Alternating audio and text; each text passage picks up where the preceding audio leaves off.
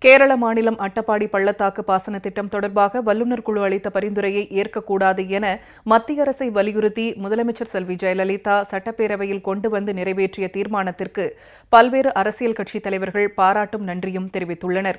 மேலும் சட்ட முன்வடிவுகளை நிறைவேற்ற விடாமல் மசோதா நகல்களை கிழித்தெறிந்தும் பேரவைத் தலைவர் இருக்கையை முற்றுகையிட்டும் எதிர்க்கட்சித் தலைவர் உள்ளிட்ட திமுக உறுப்பினர்களின் அராஜக செயலுக்கு அரசியல் கட்சித் தலைவர்கள் கடும் கண்டனம் தெரிவித்துள்ளனர்.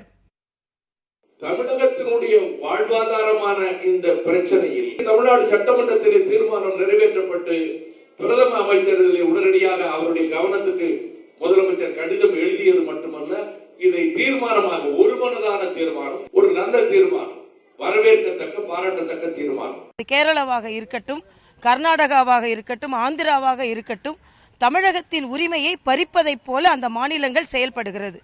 சட்டமன்றத்தில் மிக உறுதியாக தமிழகத்தின் உரிமை எந்த விதத்திலும் பாதிக்கப்பட்டுவிடக் கூடாது என்று தமிழக அரசு ஒரு நிலைப்பாடை எடுப்பது வரவேற்கத்தக்கது.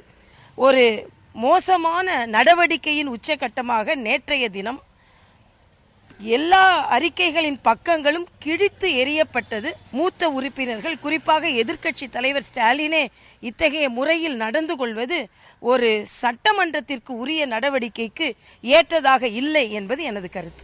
திராவிட முன்னேற்றக் கழகம் நேற்றைய தினம் சட்டமன்றத்தில் எதிர்க்கட்சி தலைவர்கள் அவர்கள் நடந்து கொண்ட விதம் மிகவும் வன்மையாக கண்டிக்கத்தக்கது.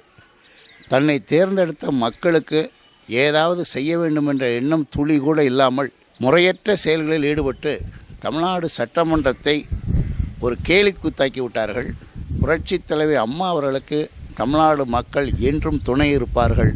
இந்த நேரத்தில் திராவிட முன்னேற்றக் கழகம் செய்த இந்த கேலிக்கூத்துகளை பசும்பொன் மக்கள் கழகம் வன்மையாக கண்டிக்கின்றது.